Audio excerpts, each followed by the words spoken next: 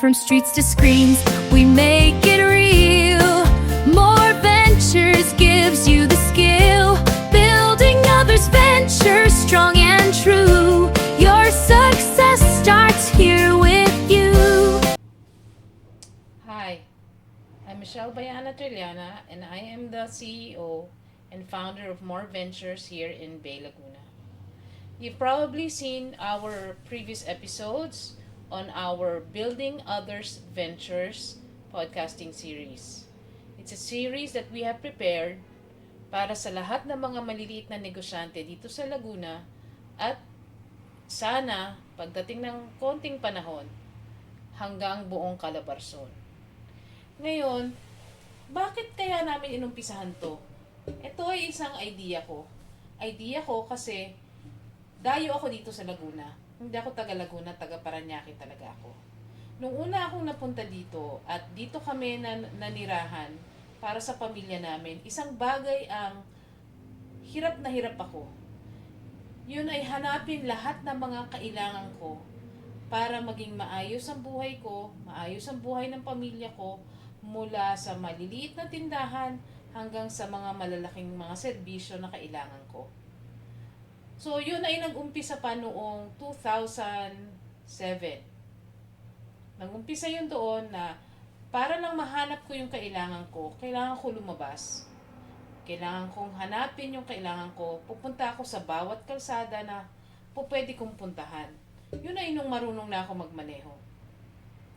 So, bilang dayo, ang maaasahan mo lang na malaman mo kung saan yung mga lugar at mga taong mapagkakatiwalaan mo para ibigay yung serbisyo na kailangan mo ay yung mga taga rito rin. Since hindi naman ako taga rito, dayo nga ako, ang pwede ko lang tanungin ay asawa ko at saka pamilya ng asawa ko. Pero kasi hindi kami pareho ng estado sa buhay. So, yung mga pangangailangan ko para sa pamilya ko, hindi nila alam kung saan nila rin po pwedeng kunin na mapagkakatiwalaan ang serbisyo. Doon nag-umpisa yung hunt ko, yung paghahanap ko ng bawat isa. At gumawa pa ako ng maliit na notebook noon. Ganun katagal na, gumawa ako ng maliit na notebook na lahat ng kailangan ko mula sa taga-ayos ng sapatos, saan ako bibili ng school supplies, saan ako makakapagpagawa ng sasakyan ko ng maayos, saan ako makakabili ng school supplies na pagkatapos ng araw, nandoon sigurado yung kailangan ko. Kasi alam nyo naman, noong panahon pang bago mag-pandemic at bago pang gumamit ang mga bata ng mga gadgets para makapag-aral, lahat tayo gumagamit ng mga school supplies, di ba? Mula artwork, mula art materials, hanggang sa kung ano-ano pang mga ginagamit. So, yung panahon na yon, nahihirapan ako kasi ang hirap maghanap. Alam mo yon, yung kunyari may bibigay sila na homework o may bibigay silang assignment, tapos kailangan mo bilhin, tapos kailangan mo the next day. Eh, hindi mo mahahanap. Kasi, pagdating ng tapos ng araw, syempre makakauwi ka pa mga alas 6 pa, mga alas 7. Eh, pag nasa probinsya ka, karaniwan, alas 7 pa lang, sarado na yung mga ibang tindahan. Alas 8 pa lang. Nung panahon na yon, matagal na yon. Nung alas 8 pa lang, sarado na yung mga tindahan. So, saan ka bibili? 'Di ba? Wala pa lahat yung mga mag-order ka sa app o magte-text ka o mag-message ka sa tao para lang sabihin sa kanila, saan ba ako makakabili niyan? Wala. So, nagkaroon ako nung panahon na yun ng maliit na notebook. Doon ko sinusulat lahat ng mga saan ako makakakuha ng ganito. So, pagdating ng panahon, napag-isip-isip ko, nung tumanda na ako at tumagal na, napag-isip-isip ko, gawin ko kayang website to. Yung lahat ng kailangan mo sa surrounding area, kung ikaw ay dayo, mahahanap mo. Pero kasi nung panahon na yon, since ComSci graduate ako, kaya kong gawin. Pero kasi nung panahon na yon, hindi pa naman uso yung internet. Yung internet pa noon yung dial-up, yung pag tumawag ka sa telepono, tapos pag nakipag-connecta ka, yung dial-up networking, yung pala yung internet noon. So, mahirap. Inumpisahan ko yan, gumawa ako ng website noong 2007. Tinry ko yon. Pero hindi pa siya ganun kaganda. So, tinry ko siyang i-market. Pero hindi kasi lahat ng tao may internet. So, hindi pa siya accepted. Yung mga nakakaalam lang, mga kaibigan ko, yung mga kakilala ko na tumulong sa akin para magawa yung mga listahan na yon. Yun lang siya. Ngayon, meron na akong tindahan na sarili ko. Tinatawag kong More Ventures. Eventually, noong 2009, nagtayo ako ng kumpanya. Na may kasama akong 5 stockholders, nagtayo ako ng kumpanya. Yung kumpanya na yon, gumawa rin ako ng maraming websites. Para rin dyan sa purpose na yan. Para makagawa ng directory ng lahat ng mga tindahan at lahat ng mga negosyo sa surrounding area. Kasi ang nasa isip ko naman noon, nung panahon na yun, nung ginagawa ko yun, ano kaya matulungan ko lahat ng mga negosyante? 'Di ba? Yung matulungan ko sila na, ayan, makikita kayo sa internet, mahahanap kayo kahit na sinong tao mahahanap kayo sa internet. Pero kasi nga, hindi pa naman lahat ng tao may internet noon at hindi rin lahat ng tao may gadget noon, hindi rin siya masyadong lumago. Sa totoo lang, nauna pa ako doon sa mga ginagamit nyo ngayong social media. Nauna pa akong gumawa ng website sa mga yan. Pero since nga Pilipino ako, nag-iisa lang ako, tapos hindi ako backed up ng maraming resources. Wala akong pera para ipang-market lahat yan. Ang meron lang ako yung mga kakilala ko na syempre may kanya-kanya rin trabaho. So sila lang ang gumagawa, sila lang yung gumagawa ng paraan para lang rin makilala ako. Pero kasi para magawa mo yung lumaki ang negosyo mo, kailangan mo ng isang malaking makinarya. Para ka nangangampanya. Nangangampanya, kala mo iboboto ka, kala mo yung para sa botohan, ganong klaseng kampanya ang kailangan mo. And that costs a lot of money. So ngayon nakapagtayo na ako ng negosyo ko na akin lang. Ang pangalan ng negosyo ko ay Merchandising, Organizing, Recreation, and Electronic More Ventures. Pinangalan ko yung ganyan kasi nga, yung pa rin ang nasa utak ko after all these years. Since 2007, yan pa rin ang nasa utak ko. Ang gusto ko pa rin, maabot ko yung bawat isang negosyante sa lugar namin at even more than the lugar namin. Tapos gagawin ko siyang directory na lahat mahahanap mo. Kasi usually, pag nagtingin ka sa Google, di ba? Pag nag-search ka, lalabas lahat yan eh. Pag sinabi mong Laguna, lalabas lahat yan. Mula Calamba hanggang sa dulong-dulo Laguna, Santa Cruz, San Pablo, lahat yan lalabas. Eh, ang gusto mo lang mahanap mo yung dito lang sa area. So, mahirap, di ba? Tapos, pag pumunta ka naman sa social media, pag hinanap mo rin yung ganun, kunyari, hinanap ko lang Laguna lang na Bae. Pag hinanap ko lang yung Bae, lalabas lahat yan. Pati Calamba, pati Santa Cruz, pati Kalawan, pati Los Baños, lahat yan lalabas. Eh, kung ang kailangan ko lang yung dito lang, kunyari, naghahanap lang akong tagalinis ng sapatos ko, pero lahat ng lalabas sa search engine, di ba? Lalabas lahat yun sa search. So, pahihirapan pa ako, maghahanap ako doon ng sangkaterbang mga lahat yun ikiklik ko bago ko mahanap yung kailangan ko. Maswerte pa kung kunyari, kung nakalista siya, kung hindi siya nakalista, wala siyang presence online, hindi ko siya mahanap. So, itong tindahan namin ngayon na tinatawag namin More Ventures, naisip ko, ituloy ko yun.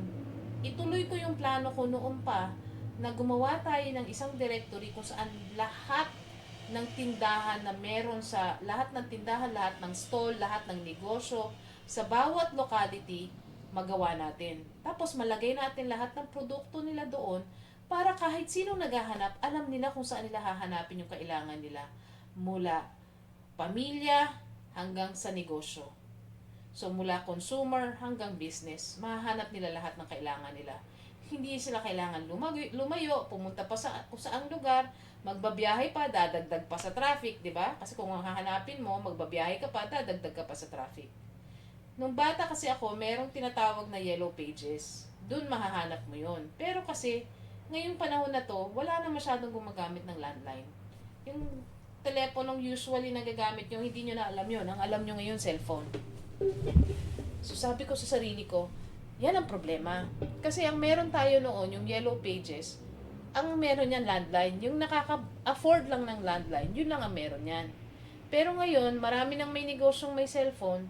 So, kailangan meron tayo ng cellphone tsaka landline. Hindi naman magsasama yung dalawang yan, di ba? Hindi yan magsasama sa iisang lugar na gagawa sila ng isang direktoryo na lahat sila magkakasama. Kasi syempre, hindi yan, magkakompetensya yan eh. Hindi yan magsasama sa isang direktoryo.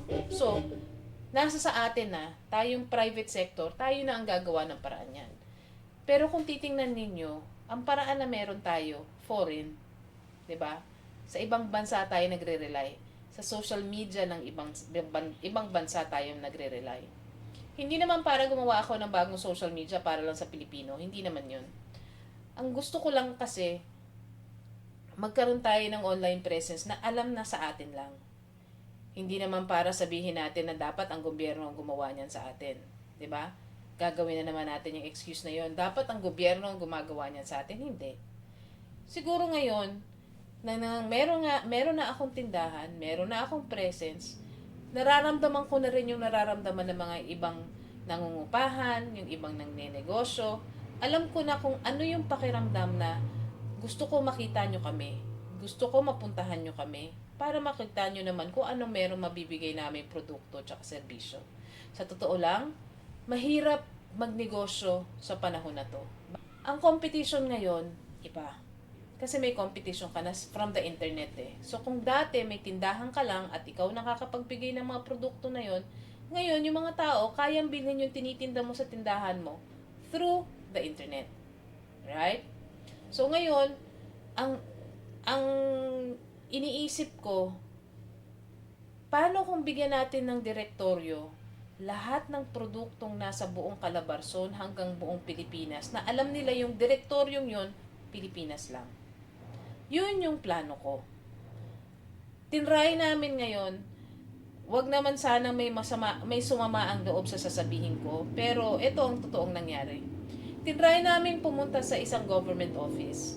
Sabi namin kung pwede ba kaming humingi ng tulong para sa endorsement sa bawat isang LGU na lalapitan namin para makahingi kami ng listahan ng mga negosyo.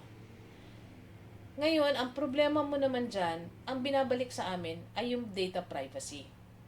Okay, naintindihan ko yung data privacy kasi kahit ako, negosyante ako, ayokong sasabihin nyo sa ibang tao yung personal kong mga impormasyon. Which is kung saan ako nakatira, kung anong personal cellphone number ko, personal landline number ko, kung ano yung mga iba pang personal na bagay. Yun ang data privacy. Pero business contact details yan. So, nung nanghingi kami, ayaw kami bigyan. Yun ang mahirap kasi nasa kanila yung buong listahan. Ngayon, kung ikaw ay kuha ka ng mga permiso para makapagpatayo ka ng negosyo, hindi kaya mas maganda rin kung makatulong ka para makilala yung mga negosyong yun. So ngayon, meron ng isang pribadong tao, merong isang pribadong kumpanya na gusto kayong tulungan para ma-promote yung lugar ninyo, pero ayaw nyo magbigay ng impormasyon. So, paano namin ipopromote yung mga negosyo? Iisa-isahin namin, pupuntahan namin bawat isang lugar. Babaybayin namin bawat kalsada para lang malaman lahat ng may negosyo. Hindi naman lahat ng negosyo merong signage sa labas. Yung iba dyan, sa bahay lang nagnenegosyo, yung iba dyan, walang signage sa labas. So, paano namin malalaman? Ito pang nakakatuwa. Merong mga ibang LGU nagbigay sa amin ng listahan. Pero kung titingnan namin, yung mga number na nakalagay doon na contact number, na business contact numbers ha, hindi tama. Ibig sabihin, hindi namin sila makontak. Ewan ko kung hindi talaga tama ang nilagay nila doon, pero hindi namin sila makontak. So, mahirap. 'Di ba? Mahirap gumawa at tumulong sa kapwa mong Pilipino para palagahin ang negosyo nila kung hindi mo sila makontak. So, naisipan ko, okay, sige. Total, podcasting center naman kami. Magpo-podcast na lang ako. So, ngayon, nag-research ako. Sabi ko, okay, paano natin paggagawin na makakatulong tayo sa ibang mga negosyo? Merong tinatawag na angel investors. Isa. Pangalawa, may tinatawag na OPC. Kung mapapansin nyo dun sa mga previous na episodes, lagi kong tinatanong kung sole proprietorship sila or OPC. Bakit importante to? Ang sole proprietorship, ginawa yan para lang maging legal na magtayo ng negosyo na nag-iisa ka lang. Pero ang problema kasi sa sole proprietorship, ganito. Kung ang negosyo mo ay risky, ibig sabihin medyo dangerous in the sense na pwedeng mademanda ka o pwede kang, pwede kang magkamali pag nademanda ka, ang difference ng sole proprietorship sa one-person corporation. Kasi ang one-person corporation, sabi ko nga doon sa previous episodes ko, pwede ka magtayo ng negosyo mo, registered ka sa SEC, sa Securities and Exchange Commission, pero mag-isa ka lang. Hindi mo kailangan ng 5 stockholders, katulad ng ginawa ko dati, hindi mo kailangan yon, mag-isa ka lang. So, kaya mong magkaroon ka ng sole proprietorship na may bonus. Ang OPC o One Person Corporation ay parang sole proprietorship na may bonus. Ano yung bonus na yon? Isa, merong continuity. Continuity, ibig sabihin, wag naman sana mangyari kung ano mang mangyari sa'yo habang ikaw ay may-ari ng kumpanyang yon o ng OPC na yon, may magtutuloy. Yun yung tinatawag nating nominee. Yung nominee na yon, kumbaga ba, yun yung sinasabi mong magmamana. Hindi naman mamanahin niya yung buong negosyo, magmamana ng posisyon mo. So, kung nakikita niyo sa mga korporasyon, yung mga presidente ng mga korporasyon, di ba? After some time, iba na yung presidente ng korporasyon, ganun yon. Lalabas yan, if hindi nyo na kayang mag-perform ng duties ng may-ari ng korporasyon, ng may-ari ng OPC, ang magpo-perform na ng duties mo ay yung nominee. Ngayon, bakit ko ini-encourage na palitan nyo yung negosyo ninyo from sole proprietorship to one-person corporation? Bakit ako nang i-encourage nun? Hindi naman ako parte ng gobyerno. Kaya ako ini-encourage yun kasi protection sa inyo. Makwento ko lang sa inyo. Noong araw, ang tatay ko may sole proprietorship.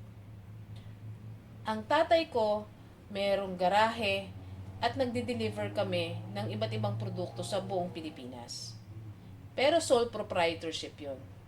Dumating yung panahon, meron siyang nahanap na kasosyo.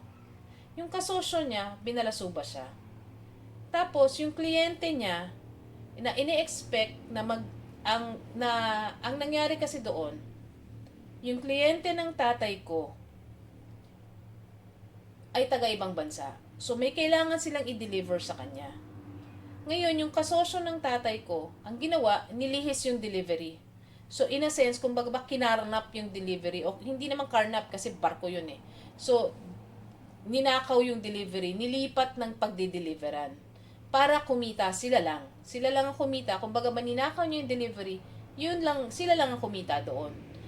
So, ang tatay ko, since siyang may-ari ng sole proprietorship, siya yung dinemanda ng kliyente kasi ina-expect nila yung delivery. Dahil doon, dahil naka-sole proprietorship siya, dahil lang sa isang delivery, nung dinemanda siya, lahat ng assets namin nakuha. Bakit? Kasi ang sole proprietorship, ang ibig sabihin nun, lahat ng collateral mo sa negosyo mo, in a sense, parang kino-collateral mo lahat ng assets mo sa negosyo.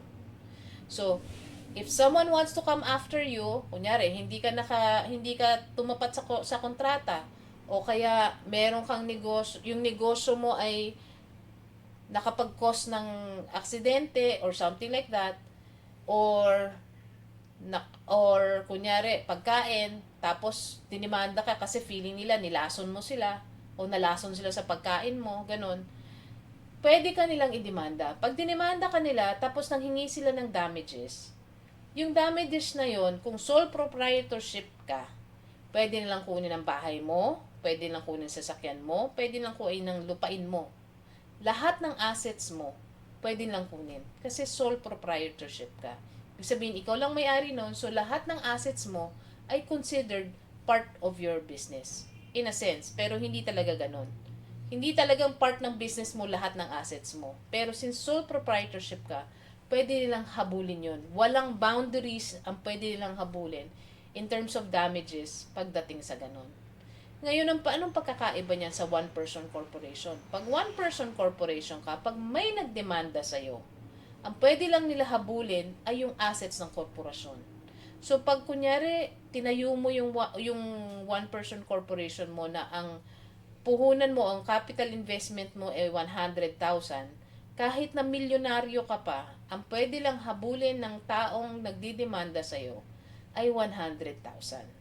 Hindi ka nila pwedeng habulin, hindi nila pwedeng habulin ang bahay mo, ang lupa mo, ang sasakyan mo, Hindi nila pwedeng habulin lahat yun kasi hindi yun nakadeclare as asset ng korporasyon.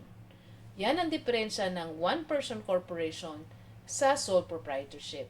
Sa sole proprietorship, pag may nagdemanda sa'yo, hagip lahat ng assets mo. Sa corporation, pag na may nagdemanda sa'yo, ang pwede lang nila kunin sa'yo ay kung ano yung assets ng corporation.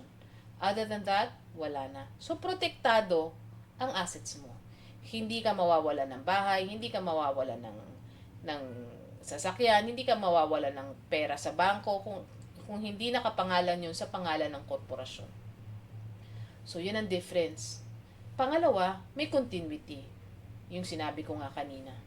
So, yan yung mga bagay na importante. Kaya ako nag-i-encourage ng mga tao na ilipat nyo yung sole prop ninyo to an OPC, a one-person corporation. Madali lang naman yung proseso.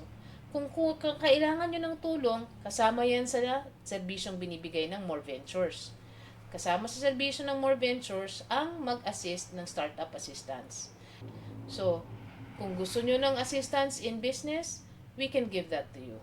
Pangalawa, yung pagkuha ng accountant, importante yan sa negosyo ninyo. Natatandaan niyo yung ginawa last year. 'Di ba? Last year, naglabas sila ng memo na lahat ng negosyo ay kailangan magpalit na ng invoice. 'Di ba? From the official receipt, pinalitan nila lahat to invoice. Ngayon, gaano karami sa inyo, ako tatanungin ko sa inyo honestly, gaano karami sa inyo ang nakakaalam na kailangan yung palitan yung OR ninyo, official receipt ninyo into invoice? I'm sure marami sa inyong hindi nakakaalam nun at hindi nalaman yun kasi wala kayong accountant o wala kayong bookkeeper. Hindi nyo nalaman yun, so ang pagkatapos nun, ang penalty noon ay alam ko nasa 21,000 pag hindi nyo naabot yung deadline. Plus, hindi lang yun, meron pang kasama na magpiprint kayo ulit ng bagong resibo kung hindi nyo naabutan yung deadline na yun. Ngayon, kung naabutan nyo yung deadline, nasistampan lang naman yung lahat ng resibo. So, yun ay isa sa mga bagay na po pwedeng panira sa negosyo ninyo. Yung mga bagay na gano'n na sila na dapat ang nakakaalam, sasabihin na lang sa inyo. Alam namin na akala ninyo lahat ng mga accountant, mahal. 'Di ba? Matutulungan namin kayo makahanap ng accountant na kaya ng budget ninyo. Lapit lang kayo sa amin, sa number na to, matutulungan namin kayong ihanap na accountant na malapit lang sa inyo at saka kaya ang budget ninyo. So, yan ang mga bagay na gusto naming matulungan kayo bilang mga negosyante. Kaya rin gusto ko rin malaman lahat ng mga negosyo within the whole Calabarzon at sana makaabot kami ng Luzon at saka ng buong Luzon at saka ng Visayas at saka Mindanao. Dahil gusto ko pong matulungan kayong lahat, ma-upgrade ninyo ang mga sole proprietorship ninyo para po hindi mangyari sa inyo yung mawawalan kayo ng lahat ng meron sa inyo dahil lang sa isa o dalawang pagkakamali. Yun po ang importante sa akin. Kasi hindi po aangat ang buhay ng Pilipino kung hindi po tayo magtutulungan. Sa totoo lang po, kung titingnan nyo ang Pilipinas ngayon, nung panahon ko, nung bata pa po ako, nasa third tayo sa ASEAN. 'Di ba po? Hindi na ho tayo nakabalik doon. Maraming taon na nakalipas, hindi na po tayo nakabalik doon. Bakit? Kasi nawala po yung isang bagay na kilala po ang Pilipino. Yung nagtutulungan po tayo. Ngayon, mas masarap po, magbabash na lang tayo lagi, magsisiraan, mag-iinsultuhan. Kami po, dito sa More Ventures, ang gusto namin mangyari, magtulungan po tayo. Tingnan nyo po yung thinking na to. Kung meron po tayong isang malaking directory ng lahat ng mga negosyo within the whole of the Philippines, di ba po mas madaling mang-engganyo ng mga foreigner na dito na lang mag-retire? Isipin nyo, pag dito sila nag-retire, dito papasok ang pera nila. Hindi na natin kailangan maghikayat ng sangkaterbang turista para pumunta dito. Kasi nandito na sila. Dito na sila nakatira. Araw-araw, bibili na sila ng pwesto dito. Dito na nila paiikutin yung pensyon nila at saka yung sangkaterbang ipon nila. All throughout the years na nagtatrabaho sila. So, eto po mga to, magbabago tayo ng direksyon, kumbaga. Kung dati ang habol natin, magpapasok tayo ng sangkaterbang turista sa Pilipinas, which is seasonal. Maiksing panahon lang sila pupunta dito. Summer nila o summer natin. Ilang buwan lang nakita na malaki yun.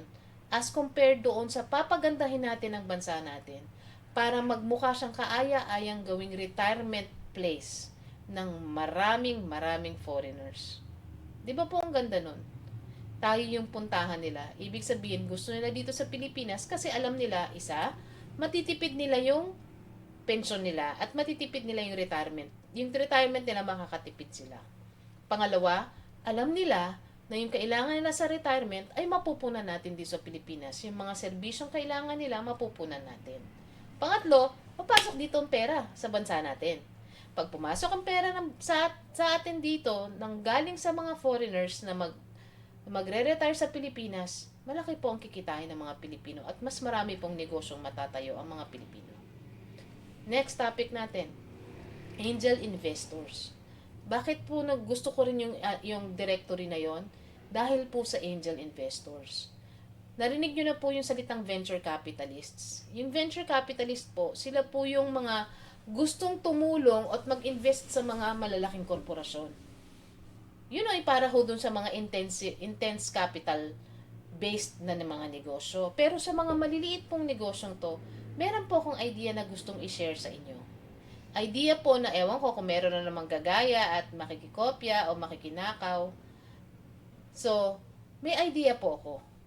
Ang angel investors po, yan po yung mga taong gusto nilang bigyan kayo ng tulong sa pera para sa negosyo ninyo. Kung titingnan nyo po, ito pong susunod na part ng video, makikita nyo po, pinapakita ko sa inyo yung iba't ibang paraan para ang mga maliliit na negosyante ay makakuha ng loan para pampalago ng negosyo nila.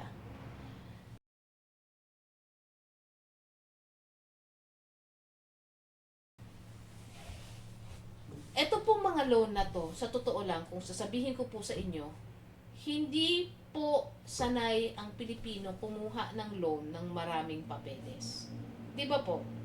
Mahirap pong manguha ng papeles ng ganito, kailangan ng papeles na ganyan. Bakit? Kasi po, hindi po lahat ng Pilipino ay merong papeles na kailangan nila. Sa totoo lang po, hanggang ngayon, marami pa pong may-ari ng lupa na wala silang hawak na titulo ng lupa nila. Bakit?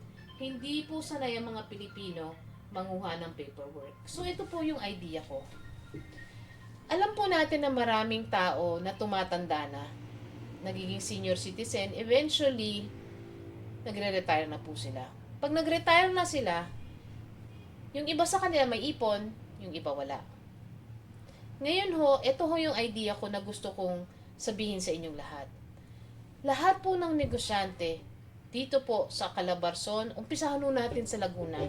Kasi para medyo abot po namin.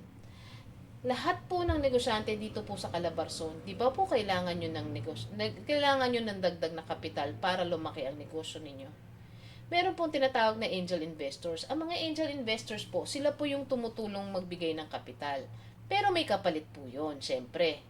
Para pong ang naisip ko, ang mga negosyo po na nakapaligid dito sa Laguna at sa Calabarzon ay magiging parang investments ng mga senior citizens na to. Kahit na ng mga kabataan. Kasi kung titingnan po natin, marami pong tao na hindi masyado magaling sa negosyo. O ayaw nilang magnegosyo kasi kailangan nilang malaking kapital. Kayo po may negosyo na kayo pero kailangan nyo ng kapital. Di ba po? Marami po na mga bata dyan, na mga bagong graduate na maraming pera. Kasi nga po sila nga nakakabili sila ng mga kung ano-anong bagay at saka nakakabili sila ng bagong cellphone buwan-buwan o every time na may bagong lalabas ng cellphone, meron sila. So, ibig sabihin may pera sila. Kung ito pong mga batang to ay mahihikayat natin na mag-invest po sa mga negosyo ninyo, kahit konti, makakatulong po sa mga negosyo ninyo para mag-grow. Ang tawag po dito ay crowdfunding. Ang crowdfunding po ay nangunguha kayo ng maraming tao para magbigay ng pera para sa iisang purpose o isang goal. Ngayon, isa pa pong idea ko ay yung mga malapit nang mag-retire. Alam nyo ho yung retirement plan. Ito yung mga tao na meron silang extra na pwede lang ipang negosyo. Ang problema nila, iniisip nila kung anong itatayo nilang negosyo. Paano kung bigyan namin sila ng listahan ng mga negosyo na po pwede nilang bigyan ng extra capital, at the same time, yung extra capital na yon, kikita sila doon. So, example natin ha, para lang maintindihan nyo yung proseso. Kunyari, may negosyo kayo, kailangan nyo ng equipment para sa negosyo na yon. Yung equipment ay nagkakahalaga ng 100,000. Kung matutulungan po namin kayong makakuha ng 2-3 investor na magbibigay, angel investor na magbibigay sa inyo ng 100,000 para mabili yung equipment ninyo, hindi po ba okay lang kaya sa inyo na magbibigay rin po kayo, kumbaga ba parang profit sharing galing doon sa equipment na binigay, magpa-profit sharing po kayo doon sa angel investor na nagbigay sa inyo ng pampuhunan para doon sa bagong equipment. So, kunyari, sa bawat nabenta nyo na produkto doon sa bagong equipment na mabili ninyo, galing sa perang ininvest nila sa inyo. Kunyari, nakakapagtinda kayo ng bawat isang produkto ay 10 piso. Di ba po? Yung 10 piso na yon, tabi nyo na po yung 3 piso para doon sa 3 nag-invest para doon sa ano na yon, sa machine na yon, sa equipment na yon. Kunyari, nakakapagtinda po kayo ng 100 produkto sa isang araw. So, yung 3 investor na po yun, sa isang araw, may 300 na sila. Di ba po? So, sa 300 na yon, after isang buwan, magkano na po sila? Meron na po silang 300 times 30, that will be 9,000 pesos. So, meron na silang tagti 3,000 kung tama po ang math ko. Meron na po silang kinita na tagti 3,000 on that month, galing po sa tinda ninyo. Di ba po? Yun po ay galing sa equipment na binigyan nila kayo ng puhunan para lang mapalago nyo yung negosyo ninyo. Magiging masama pa ba ho sa loob ninyo na magtabi ng 3 piso para dun sa 3 investor? Siguro naman po hindi na. Di ba po? Kasi kita nyo na po yung 7 piso. Wala naman po kayong nilabas na pera para lang kung kitain yung 7 piso. Pera lang doon sa raw materials na kailangan ninyo sa equipment. So siguro maganda na magkaroon tayo ulit ng ganito. Yung nagtutulungan tayo mga Pilipino. Kumikita ang negosyo ninyo at napapalago ninyo dahil meron kayong additional na capital na kailangan ninyo at meron din po kayong natutulungan ng mga nagtatrabaho na gustong makaipon ng pang-retirement nila. Yan po ay ang balak naming gawin. Yan po ang gusto naming mangyari dito po sa More Ventures. Magtulungan po tayo ulit ng mga Pilipino. Maghikayat po tayo ng mga foreigners dito sa bansa natin na bibigyan natin sila ng isang komprehensibong directory kung saan alam nila na okay, gusto ko dito sa parting to tumira kasi lahat ng kailangan ko nandito sa lugar na to. Yan po ang gusto kong mangyari po sa ating bansa. Ako po ay maliit na negosyante lang katulad ninyo, pero nangangarap po ako ng malaki para sa bansa natin. Gusto nyo pong makatulong sa amin? Kontakin nyo po kami dito sa number na to. Ibigay nyo po sa amin yung business details ninyo, business name ninyo. Papadalhan namin kayo ng detalya kung ano pong kailangan namin na impormasyon para maisama po namin kayo sa directory namin. At kung gugustuhin nyo rin po, pwede namin kayong bigyan ng libreng marketing. Iimbitahin namin kayo pumunta rito para sa isang podcast interview katulad ho ng mga napanood yung mga previous na interviews namin. I-interview ho namin kayo at bibigyan namin kayo ng libreng marketing para ho sa negosyo ninyo. Kontakin nyo lang ho itong number na to. All goods na po kayo. Maraming salamat po. Ako po ulit si Michelle Bayana Trillana, CEO and founder ng More Ventures sa Bay, Laguna. Maraming salamat po. Sana po maganda ang bagong taon nating lahat.